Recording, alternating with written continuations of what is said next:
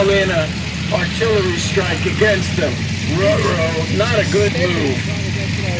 Well, anyway, he got into a little bit of trouble on a friendly fire incident. Was about to be court-martialed when General Patton stepped in and said, wait a minute, this man showed initiative. We're going to promote him. By the end of the war,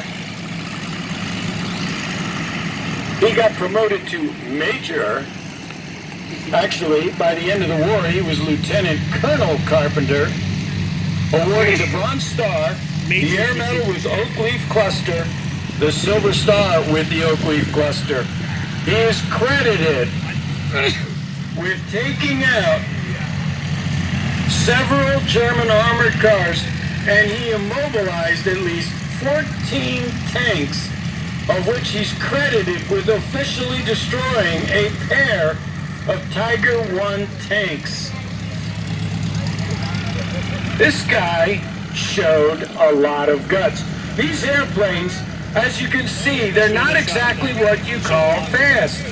Cruising speed of about 55 miles an hour, typically less than 100 horsepower on board, burning about 4 gallons of gas an hour. You could fly low and slow with these airplanes, which actually works to help conceal you from the enemy. And once again, that steel tube, wood wing, fabric covering all made them easy to repair in the field should they get damaged.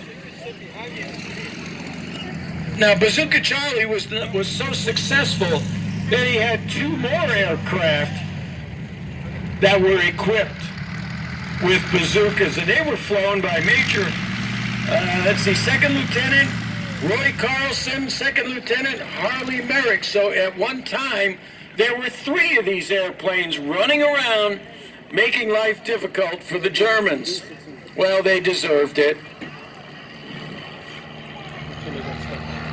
In the meantime, they were doing all kinds of covert missions. And that's exactly what most of their missions were, covert. Because of the fact that they're so small, so quiet, and they could fly low to the ground, you really have to be lucky to see one of them as it goes by you. The yellow airplane at the very end there, it's Jerry Wells, tail end Charlie. That is a Stinson. That is a Stinson 10A. The others are either Taylorcraft L2s or Piper L4s. The differences, not that much. You really got to look at them. And the first place I would start to look at them is the data plate from the original manufacturer. These airplanes are also called war bugs. Now, everybody loves warbirds. I have no problem with that. But a warbird is very expensive to maintain, very expensive to insure, very expensive to feed. And with gas right now being around $8 a gallon, they get expensive to fly pretty quickly. When Uncle Sam was buying the gas, there wasn't a problem. You just say, fill her up, and you're good to go. But today, slightly different.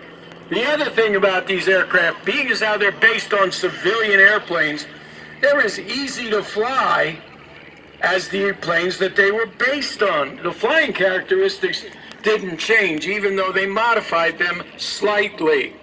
And this is what makes them popular.